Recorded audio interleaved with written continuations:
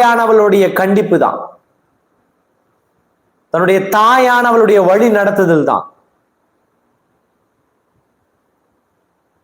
ஒரு பெண்ணால ஒரு குடும்பத்தை இடிக்கவும் முடியும், கட்டவும் முடியும்.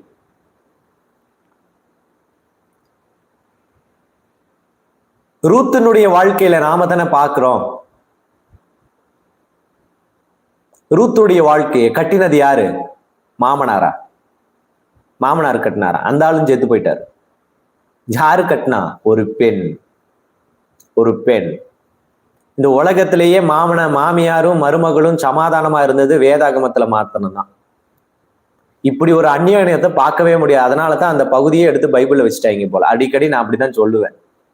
இந்த உலகத்திலேயே சாத்தியமே இல்லாததை பைபிள்ல வச்சிருப்பாங்க. இது சாத்தியமானது, நீயும் செய்யின்னு சொல்லி.